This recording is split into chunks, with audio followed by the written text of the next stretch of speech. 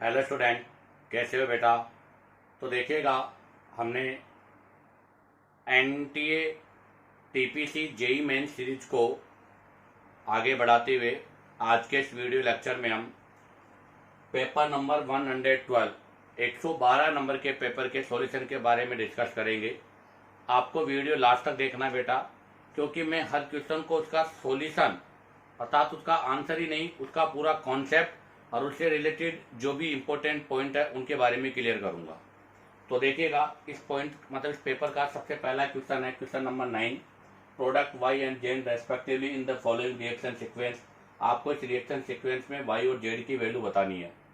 आप देखिएगा, आपको यहाँ पर सोडियम एल्कोक्साइड और एल्किल हैलाइड गिवन है। तो मैं आपको क्लियर कर दूं कि साथ सोडियम एल्कोक्साइड और एल्किल हैलाइड ये आपका SN2 रिएक्शन है और इसको बोला जाता है विलियमसन ईथर सिंथेसिस रिएक्शन, जहां से आपका ये O माइनस है और Na प्लस है, ये न्यूक्लियोफाइल है, ये इस पर अटैक करेगा, ये X लीविंग ग्रुप हो जाएगा। तो यहाँ से आपके पास ROR डैश अर्थात सिमेट्रिकल और अनसिमेट्रिकल दोनों ईथर का फॉर्मेशन होता है और ये ईथर फॉर्मेशन का बेस्ट मेथड भी है। बट एक चीज ध्यान रखना, SN2 रिएक्शन है, इसलिए यहाँ पर जो भी आपका एल्किल हैलाइड है वो 1 डिग्री और 2 डिग्री का ही पार्ट होना चाहिए, जबकि आपका सोडियम एल्कोक्साइड है वो 3 डिग्री, 1 डिग्री, 2 डिग्री कुछ भी हो सकता है। बट यहाँ पर एल्किल हैलाइड आपका 3 डिग्री नहीं हो सकता। अब आगे आपके पास यहाँ से ये जो बना है ईथर, ये X है। अब इस X का रिएक्शन करना है कंसर्टेड HI के साथ। आपको पता है कंसर्टेड HI के साथ जो रिएक्शन होगा इसको बोलते हैं हम जिसेल मेथड। क्या बोलते हैं इसे? जिसेल मेथड। और जिसेल मेथड जो है it is the part of NSR। ये भी NSR का पार्ट है और NSR का पार्ट है। तो देखो कैसे रिएक्शन होगा। तो सबसे पहले यहाँ से अल्कोहल का प्रोटोनेशन होगा और ये ईथर का प्रोटोनेशन होगा और यहाँ से आपके पास प्रोटोनेटेड ईथर का फॉर्मेशन होगा। तो यहाँ से हमारे पास ये प्रोटोनेटेड ईथर बन गया। अब प्रोटोनेटेड ईथर के अंदर आगे यहाँ से क्या होगा, एक साइड से बॉन्ड ब्रेक होगा। जब एक साइड से बॉन्ड ब्रेक होगा तो एक साइड तो बनेगा अल्कोहल और एक साइड आपका जो एक्स लिविंग ग्रुप है वो जाके जुड़ के हैलाइड का फॉर्मेशन करेगा। तो यहाँ पर आपका जो वाई और जेड प्रोडक्ट है वो प्रोडक्ट में एक आपका हैलाइड होगा और एक प्रोडक्ट आपका क्या होगा, अल्कोहल होगा। अब ये रिएक्शन यहाँ से SN1 भी हो सकती है और SN2 भी हो सकती है, डिपेंड करती है ये। तो कैसे डिपेंड करती है कि अगर बनने वाला कार्बोकेटाइन 3 डिग्री एलाइलिक और बेंजाइलिक है। ध्यान दे बेटा, अगर बनने वाला कार्बोकेटाइन 3 डिग्री एलाइलिक और बेंजाइलिक है तो SN1 होगा। और अगर बनने वाला कार्बोकेटाइन 1 डिग्री और 2 डिग्री है, अगर बनने वाला कार्बोकेटाइन 1 डिग्री और 2 डिग्री है तो इसी कंडीशन पर SN2 होगा। तो यहाँ से डिसाइड होगा कि ऑक्सीजन के दोनों साइड लगे हुए कार्बन की डिग्री से।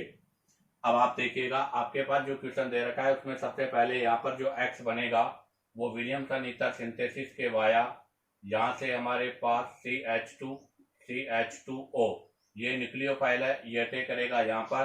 तो यहाँ से CH2 और CH3 ये X का फॉर्मेशन होगा। अब आप देखिएगा, इस ऑक्सीजन के इस साइड वाला जो कार्बन है 1 डिग्री है और इस साइड वाला कार्बन भी 1 डिग्री है। तो it is the part of SN2 mechanism.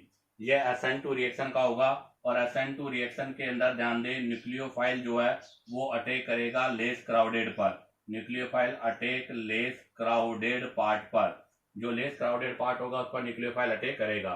तो यहाँ पर आपका जो आयोडाइड मतलब इस रिएक्शन में आपका पर जो न्यूक्लियोफाइल आयोडाइड वो इस पर अटैक करेगा और ये अल्कोहल में कन्वर्ट होगा। तो Y की वैल्यू यहाँ पर CH3O2 CH2OH होगा और यहाँ से Z की वैल्यू जो होगी CH3CH2I होगा। तो यहाँ पर Y अल्कोहल है, Z आपका हैलाइड है अर्थात आयोडाइड है। तो बताइएगा इसमें कौन सा आंसर राइट है। तो सर इसमें आप देखिएगा फर्स्ट आंसर आपका राइट होगा, सेकंड आपका रॉन्ग है।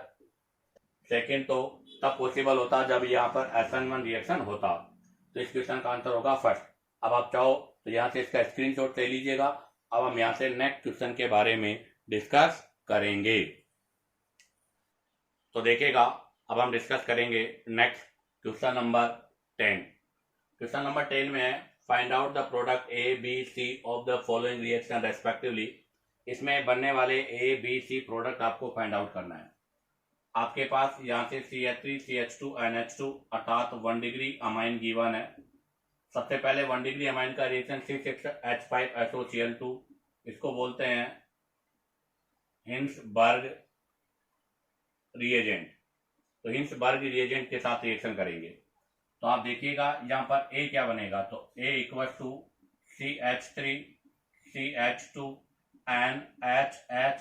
इसका रिएक्शन करेंगे अपन हिंसबर्ग रिएजेंट के साथ, तो ये है आपका हिंसबर्ग रिएजेंट।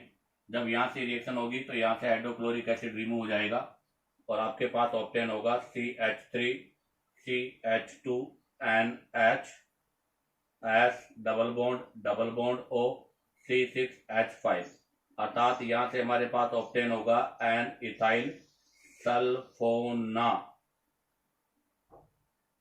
सल्फोनामाइड। और इसके अंदर अब आप देखिएगा यहाँ पर अभी भी एक्टिव हाइड्रोजन है और इस एक्टिव हाइड्रोजन की वजह से, ये एक्टिव हाइड्रोजन की वजह से सोलेबल इन NaOH अर्थात सोडियम हाइड्रोक्साइड में सोलेबल होता है। तो ये बन गया आपके पास ए। अब डिस्कस करेंगे यहाँ से बी के बारे में। तो अब आप देखिएगा बी है CH3 C double bond ONH2 एनाइडाइड के साथ में। तो आपको पता है जब आपका 1 डिग्री अमाइन, आपका जो 1 डिग्री अमाइन है वो एनाइडाइड के साथ रिएक्शन करेगा तो यहाँ से इसका एल्काइलेशन, किसका पार्ट है बेटा, ये एल्काइलेशन का पार्ट है। तो यहाँ से एल्काइलेशन होगा, ये बॉन्ड यहाँ से ब्रेक होगा, हाइड्रोजन यहाँ पर होगा, तो 1 मोल तो एसिड का बनेगा और 1 मोल आपके अमाइड का बनेगा। तो यहाँ से हमारे पास अमाइड ऑब्टेन होगा, तो ये प्रोडक्ट आपके अमाइड के फॉर्म में होगा और रिमेनिंग जो आपका पार्ट है वो एसिटिक एसिड के फॉर्म में ऑब्टेन होगा। ये आपके पास बी हो गया। अब आता है नंबर सी में देखिएगा क्लोरोफॉर्म एल्कोहलिक KOH, उसके साथ हीटिंग किया है। आपको पता है क्लोरोफॉर्म एल्कोहलिक KOH इसको बोलते हैं आइसोसाइनाइड टेस्ट। क्या बोलते हैं बेटा इसको बोलते हैं आइसोसाइनाइड टेस्ट। आपके आइसोसाइनाइड टेस्ट में आइसोसाइनाइड बनेगा तो यहाँ से आपके पास CH3 CH2 NH2 है, NH2 यहाँ पर आपके आइसोसाइनाइड में कन्वर्ट होगा, तो सी प्रोडक्ट आपका ये होगा। ध्यान रखना ये भी टेस्ट फॉर 1 डिग्री अमाइन है, ये भी टेस्ट फॉर 1 डिग्री अमाइन है। तो ए और सी दोनों टेस्ट फॉर 1 डिग्री अमाइन है। तो इसमें कौन सा आंसर आपका राइट है, तो फर्स्ट देखो format solid A is insoluble, wrong क्योंकि वो सोलेबल होता है। नो सॉलिड, ये भी रॉन्ग क्योंकि वहां पर सॉलिड का फॉर्मेशन होता है। Format solid A is soluble in NaOH, अर्थात यहाँ से जो सॉलिड बनेगा वो NH में सोलेबल है, ये तो राइट है। बट यहाँ पर बी प्रोडक्ट है वो आपका जो है एन इथाइल एसिटामाइड बनेगा, जो कि यहाँ पर नहीं है, तो सी भी रॉन्ग है। तो इसका डी आंसर आपका राइट है क्योंकि डी में है फॉर्मेट सॉलिड ए सोलेबल इन NaOH, ये भी राइट है। एन इथाइल एसिटामाइड ये भी राइट है और आपके पास यहाँ से इथाइल आइसोसाइनाइड बन रहा है, ये भी राइट है। तो इस क्वेश्चन का आंसर होगा डी। अब आप चाहो तो यहाँ से इसका स्क्रीनशॉट ले लीजिएगा। अब हम यहाँ से नेक्स्ट क्वेश्चन के बारे में डिस्कस करेंगे। तो देखिएगा अब डिस्कस करेंगे हम नेक्स्ट क्वेश्चन के बारे में। नेक्स्ट क्वेश्चन है what are the product of the following reaction. इस रिएक्शन में आपको ए और बी प्रोडक्ट बताना है क्या है, तो हम यहाँ पर ए और बी प्रोडक्ट के बारे में डिस्कस करेंगे। तो आप जरा देखिएगा आपके पास यहाँ पर है रिंग और रिंग के साथ में ऑक्सीजन है और मतलब ईथर है और इस ईथर पर हमें एक्सेसिव HBr का रिएक्शन करना है। तो सबसे पहले जब हम यहाँ पर HBr का रिएक्शन करेंगे तो ये जिसेल मेथड है और जिसेल मेथड में यहाँ पर SN1 और SN2 दोनों में से कुछ भी हो सकता है, वो डिपेंड करता है कैटाइन पर। बट जब हम यहाँ से रिएक्शन करेंगे तो सबसे पहले इसका प्रोटोनेशन होगा, तो O का प्रोटोनेशन हो गया, इस पे प्लस आ जाएगा, CH2OH हो गया। अब ये जो ब्रेक होगा वो इस साइड से ही ब्रेक होगा, इस साइड से नहीं होगा क्योंकि यहाँ पर पार्शियली डबल बॉन्ड है, पार्शियली डबल बॉन्ड और रेजोनेंस होने की वजह से ऐसा हुआ है। तो जब यहाँ से ब्रेक होगा तो 1 मोल तो आपका फिनोल बनेगा, तो इस मोल में तो फिनोल बनेगा अर्थात A बराबर तो फिनोल हो गया। अब आपका जो रिमेनिंग पार्ट है इसमें यहाँ पर Br ऐड होगा, तो यहाँ पर Br होगा, CH2OH होगा। अब हमें पता है कि अल्कोहल भी HBr के साथ वापस NSR करेगा, तो यहाँ से आपके पास ये जो बना है इस पर HBr का रिएक्शन करूंगा तो यहाँ से SN1 रिएक्शन होगा। कौन सा होगा, SN1 रिएक्शन होगा। अगर SN1 रिएक्शन होगा तो BrCH2CH2 plus intermediate carb cation का फॉर्मेशन होगा। इंटरमीडिएट कार्ब केटाइन में अब यहाँ से 1,2 हाइड्राइड शिफ्ट होगा, तो यहाँ से हाइड्राइड शिफ्ट होगा। जैसे हाइड्राइड शिफ्ट होगा उससे एडवांटेज क्या मिलेगी, तो वो मैं क्लियर कर दूं कि यहाँ पर पॉजिटिव हो जाएगा, और जैसे यहाँ पर पॉजिटिव होगा यहाँ पर रेजोनेंस हो जाएगा, इसलिए यहाँ पर मोर स्टेबल इंटरमीडिएट है, स्टेबल इंटरमीडिएट बन रहा है क्योंकि यहाँ पर रेजोनेंस हो रहा है। तो अब आपका जो नेक्स्ट न्यूक्लियोफाइल अटैक करेगा, अब इस पर यहाँ से आपका न्यूक्लियोफाइल अटैक करेगा Br-, तो Br- इसी कार्बन पर अटैच होगा, तो यहाँ से हमारे पास जो प्रोडक्ट बनेगा बी, वो बी प्रोडक्ट ये होगा। तो अब आप देखिएगा ए प्रोडक्ट फिनोल है, बी प्रोडक्ट आपका ये है, तो इसमें कौन सा आंसर आपका राइट है, तो फर्स्ट ऑप्शन आपका रॉन्ग है, सेकंड रॉन्ग है, थर्ड रॉन्ग है, फोर्थ राइट है। एक आपका फिनोल हो रहा है और एक के अंदर आपके CH3CHBr2 की फॉर्म ऑब्टेन हो रही है। अब आप चाहो तो यहाँ से इसका स्क्रीनशॉट ले लीजिएगा। अब हम यहाँ से नेक्स्ट क्वेश्चन के बारे में डिस्कस करेंगे। तो देखिएगा अब हम डिस्कस करेंगे नेक्स्ट क्वेश्चन। तो आपका नेक्स्ट क्वेश्चन है 13, for maximum rate of X and Y will be. इस रिएक्शन के अंदर मैक्सिमम रेट कब क्या होगा जब एक्स और वाई की वैल्यू क्या है। तो आपको मैं क्लियर कर दूं, ये हेलो एरिन्स है अर्थात क्लोरोबेंजीन है, और हेलो एरिन्स जो होते हैं वो NSR शो नहीं करते, क्योंकि हेलो एरिन्स में हेलोजन पर जो लोन पेयर होता है वो रेजोनेंस में होता है, और रेजोनेंस में होने की वजह से यहाँ पर पार्शियली डबल बॉन्ड कैरेक्टर होगा, इसलिए ध्यान रखना हेलो एरिन्स NSR शो नहीं करते। बट अगर हम हेलो एरिन्स पर NSR शो करना चाहते हैं तो ये केवल आपके ड्रेस्टिक कंडीशंस पर होता है, और ये होता है जब आपकी रिंग पर इलेक्ट्रॉन विड्रॉल ग्रुप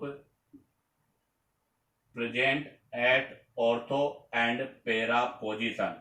अगर ऑर्थो और पैरा पोजीशन पर इलेक्ट्रॉन विड्रॉल ग्रुप प्रेजेंट होगा तो ये रिएक्शन होगा, अदरवाइज नहीं होगा। ऐसा क्यों? क्योंकि यहाँ पर इंटरमीडिएट आपका जो है वो कार्बेनाइन बनता है, और वो कार्बेनाइन इस इलेक्ट्रॉन विड्रॉल के द्वारा स्टेबलाइज होता है। तो ध्यान रखना इंटरमीडिएट कार्बेनाइन है जो कि stabilize by electron withdrawal group. जैसे मैं इसको एक्सप्लेन कर दूं कि आपके पास यहाँ पर क्लोरोबेंजीन है और इस पर यहाँ पर X लगा रखा है, यहाँ पर Y। सबसे पहले यहाँ पर आपका न्यूक्लियोफाइल अटैक करेगा, जहाँ पर आपका न्यूक्लियोफाइल है OH-, तो यहाँ पर मैं OH- का अटैक करूंगा तो ये OH यहाँ पर अटैक करेगा जब ये बॉन्ड ब्रेक होगा। जैसे ये बॉन्ड ब्रेक होगा यहाँ प्लस होगा या माइनस होगा,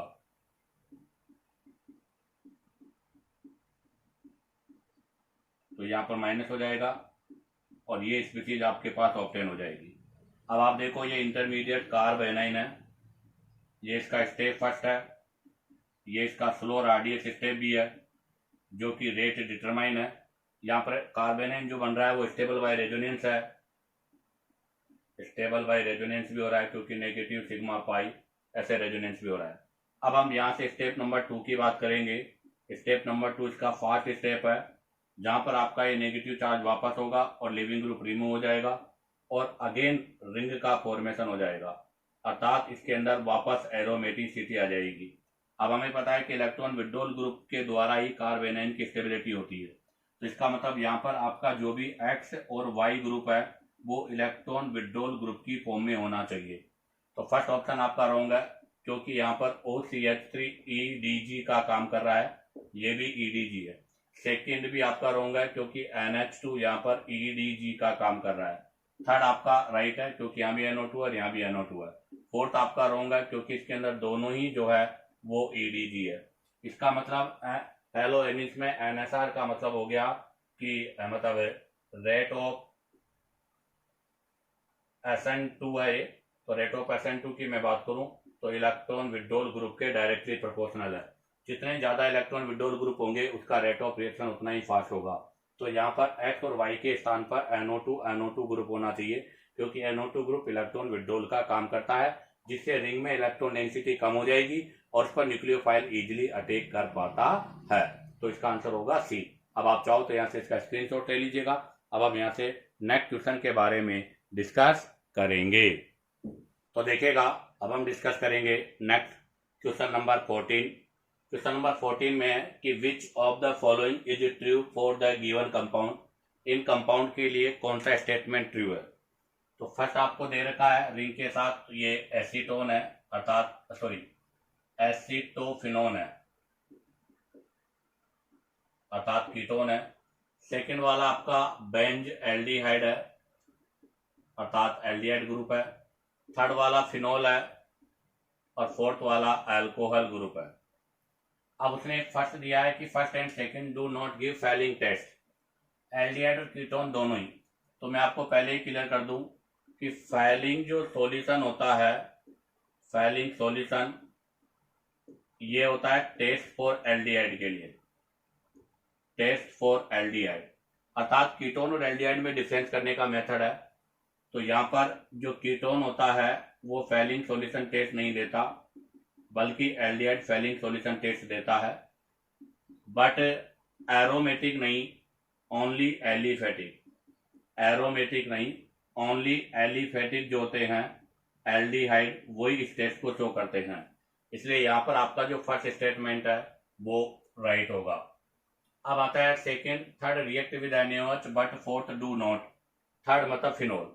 सेकेंड अगर मैं स्टेटमेंट की बात करूं तो सेकेंड स्टेटमेंट के अकॉर्डिंग फिनोल है, और फिनोल जब NaOH के साथ रिएक्शन करेगा तो देखो ये एसिड, ये बेस, एसिड बेस रिएक्शन होगा, इसके via sodium phenoxide plus water बनेगा। अब देखो यहाँ पर ये एसिड फर्स्ट है और यहाँ पर ये एसिड सेकंड है, और अगर मैं इन दोनों की स्ट्रेंथ की बात करूं तो एसिड फर्स्ट का स्ट्रेंथ एसिड सेकंड के कंपेयर में मोर है। इसका मतलब रिएक्शन आपका फॉरवर्ड डायरेक्शन में होगा, अर्थात ये रिएक्शन पॉसिबल होगा। लेकिन फोर्थ नहीं करता, अर्थात फोर्थ में आपके पास अल्कोहल है, और हमें पता है कि जब हम अल्कोहल का रिएक्शन NaOH के साथ करते हैं तो रिएक्शन आपका फॉरवर्ड नहीं बैकवर्ड होगा, क्योंकि अल्कोहल यहाँ पर एसिड है। जब यहाँ से रिएक्शन होगा तो यहाँ पर सोडियम अल्कोक्साइड प्लस वाटर बनेगा, वाटर एसिड सेकंड है, और यहाँ पर एसिड फर्स्ट के कंपेयर में एसिड सेकंड की स्ट्रेंथ ज्यादा है, इसलिए रिएक्शन फॉरवर्ड नहीं बैकवर्ड में होगा। तो इसका मतलब सेकंड भी आपका राइट है। अब आता है third, first and third give neutral FeCl3 test but second and fourth do not. हमें पता है कि आपका न्यूट्रल FeCl3 जो वाला पोर्शन है, तो न्यूट्रल FeCl3 जो है वो फिनोल का टेस्ट होता है। तो इसका मतलब ये फिनोल वाला जो ग्रुप है वो इसको शो करेगा, बट अल्कोहल ग्रुप जो है इसे शो नहीं करेगा। इसका मतलब थर्ड भी राइट है। तो यहाँ पर इसका आंसर होगा डी, ऑल, अर्थात यहाँ पर सभी स्टेटमेंट राइट है। अब आप चाहो तो यहाँ से इसका स्क्रीनशॉट ले लीजिएगा। अब हम यहाँ से नेक्स्ट क्वेश्चन के बारे में डिस्कस करेंगे। तो देखिएगा, अब हम डिस्कस करेंगे नेक्स्ट क्वेश्चन के बारे में। तो आपका नेक्स्ट क्वेश्चन है 15, what will be IUPAC name of the given compound. इस कंपाउंड का हमें IUPAC नेम लिखना है। तो IUPAC नेम के लिए सबसे पहला रूल है selection of the longest carbon chain. तो हम सबसे पहले लॉन्गेस्ट कार्बन चेन का सिलेक्शन करेंगे। तो सबसे लॉन्गेस्ट कार्बन चेन 1 2 3 4 5 6 7 8, ये 8 कार्बन का लॉन्ग चेन होगा। तो ध्यान दे, अब इसमें हम नंबरिंग करेंगे। अगर इधर से नंबरिंग करते हैं तो 1 2 3 4 5 पे आता है सब्स्टिट्यूटेंट, इसलिए नंबरिंग यहाँ से होगी बेटा 1 2 3 4 5 6 7 8, क्योंकि हम नंबरिंग उस साइड से करते हैं जिस साइड से आपके सब्स्टिट्यूटेंट को लोएस्ट नंबर ऑब्टेन होता हो, तो नंबरिंग हमारी इस साइड से होगी। अब देखो 3 पर मिथाइल है, 4 पर इथाइल है, तो इसका IUPAC नेम होगा 4 इथाइल 3 मिथाइल, और 8 कार्बन है तो 8 कार्बन को ऑक्टेन बोलते हैं। तो फर्स्ट आपका रॉन्ग है, सेकंड आपका रॉन्ग है, क्योंकि 3 मिथाइल 4 इथाइल में से अल्फाबेटिकल ऑर्डर के अकॉर्डिंग इथाइल पहले होना चाहिए, मिथाइल बाद में होना चाहिए। सी में 5 है, ये भी रॉन्ग है, तो आपका डी आंसर राइट है, 4 इथाइल 3 मिथाइल ऑक्टेन। तो इस क्वेश्चन का आंसर होगा डी। ऐसे ही नेक्स्ट क्वेश्चन है क्वेश्चन नंबर 23, ये इंटीजर का क्वेश्चन है। How many of the following are not di carboxylic acid. आपको बताना है कि इनमें से कौन सा डाई कार्बोक्सिलिक एसिड नहीं है। तो हमें पता है कि डाई कार्बोक्सिलिक एसिड के लिए आपका सबसे पहला ऑक्जेलिक एसिड है। तो 2 कार्बोक्सिलिक एसिड के बीच में जब 0 कार्बन का डिफरेंस होता है तो उसको हम ऑक्जेलिक एसिड बोलते हैं, और अगर इनके बीच में 1 कार्बन का डिफरेंस हो जाता है तो ऑक्जेलिक एसिड आपका मेलोनिक एसिड में कन्वर्ट हो जाता है। तो यह है मेलोनिक एसिड। अगर इनके बीच में डिफरेंस अब 2 का हो जाए तो ऑक्जेलिक, मेलोनिक, और आपका मेलोनिक जो है वो सक्सेनिक एसिड में कन्वर्ट हो जाता है। और अगर इनके बीच में 3 कार्बन का डिफरेंस हो जाए, कितने कार्बन का बेटा? 3 कार्बन का डिफरेंस। तो अब की बार इनके बीच में 3 कार्बन का डिफरेंस हो गया, तो 3 कार्बन के डिफरेंस वाले को ऑक्जेलिक, मेलोनिक, सक्सेनिक, ग्लूटेरिक बोलते हैं बेटा। क्या बोलते हैं? ग्लूटेरिक। और अगर इनके बीच में 4 कार्बन का डिफरेंस हो जाए, कितने कार्बन का डिफरेंस हो जाए? 4, अर्थात इनके बीच में 4 कार्बन हो जाए, तो 4 कार्बन वाले ग्रुप को हम बोलते हैं एडेपिक एसिड। क्या बोलते हैं बेटा? Adipic acid. तो अब आप जरा देखो, फर्स्ट आपका डाइकार्बोक्सिलिक एसिड है, एडिपिक एसिड आपका डाइकार्बोक्सिलिक एसिड है, थैलिक एसिड भी आपका डाइकार्बोक्सिलिक एसिड है। क्योंकि थैलिक एसिड जो होता है वो एक एरोमेटिक ग्रुप है जिसके अंदर ऑर्थो और मतलब 1-2 पोजीशन पर COOH ग्रुप होता है। तो थैलिक एसिड भी आपका डाइकार्बोक्सिलिक एसिड है। हाँ, लैक्टिक एसिड आपका डाइकार्बोक्सिलिक एसिड नहीं है, क्योंकि लैक्टिक एसिड का फॉर्मूला होता है COOH, इधर OH, इधर H और इधर CH3। तो लैक्टिक एसिड नहीं होगा। सक्सेनिक एसिड आपका डाइकार्बोक्सिलिक एसिड होगा। मेलोनिक एसिड आपका डाइकार्बोक्सिलिक एसिड होगा। बेंजोइक एसिड नहीं होगा, क्योंकि बेंजोइक एसिड में ओनली 1 COOH ग्रुप होता है। और एन वेलेरिक एसिड भी नहीं होगा, क्योंकि वेलेरिक एसिड में 5 कार्बन के साथ COOH ग्रुप होगा। तो इसका मतलब यहाँ पर डाइकार्बोक्सिलिक एसिड की मैं बात करूँ तो फर्स्ट भी होगा, सेकंड होगा, थर्ड होगा, फिफ्थ होगा और सिक्स होगा। तो 1 2 3 4 5 ग्रुप, मतलब 5 कंपाउंड ऐसे हैं जो डाइकार्बोक्सिलिक एसिड है। तो इस क्वेश्चन का आंसर होगा बेटा 5। अब आप चाहो तो यहाँ से इसका स्क्रीनशॉट ले लीजिएगा। अब हम यहाँ से नेक्स्ट क्वेश्चन के बारे में डिस्कस करेंगे। हाँ, तो देखिएगा, अब हम डिस्कस करेंगे नेक्स्ट क्वेश्चन के बारे में। तो हमारा नेक्स्ट क्वेश्चन है, how many sp2 hybridized carbon atom is are present in reactant A. आपको बताना रिएक्टेंट ए के अंदर कितने sp3 हाइब्रिडाइज्ड कार्बन है। यहाँ पर ए कोई ग्रुप है, उसका H2PDC क्यूनोलाइन के साथ रिएक्शन किया है और C3H6 का फॉर्मेशन हुआ है। C3H6 का मतलब है बेटा CH2 डबल बॉन्ड CH और CH3, अर्थात प्रोपीन का फॉर्मेशन हुआ है। और अगर प्रोपीन का फॉर्मेशन हुआ है तो इसका मतलब ये तो क्लियर हो गया कि यहाँ पर आपका जो ग्रुप था वो एल्काइन था। क्या था? एल्काइन, क्योंकि ये पार्शियली रिडक्शन के लिए रेस्पॉन्सिबल है, जिसको हम लिंड लेयर रिएजेंट बोलते हैं। तो ये लिंडे रिएजेंट है जो पार्शियली रिडक्शन के लिए रेस्पॉन्सिबल है। जहां से पार्शियल रिडक्शन होगा तो इसका मतलब ए एल्काइन था, और ए यहाँ पर जो एल्काइन था वो एल्काइन था CH ट्रिपल बॉन्ड C और CH3। जब इसका हम लिंडे रिएजेंट के साथ रिडक्शन करते हैं तो प्रोपीन का फॉर्मेशन होता है। इसके अंदर ये कार्बन भी आपका sp है और ये कार्बन भी sp है, तो इसका आंसर होगा 2, कि फर्स्ट ए जो रिएक्टेंट है उसमें 2 कार्बन आपके sp वाले हैं।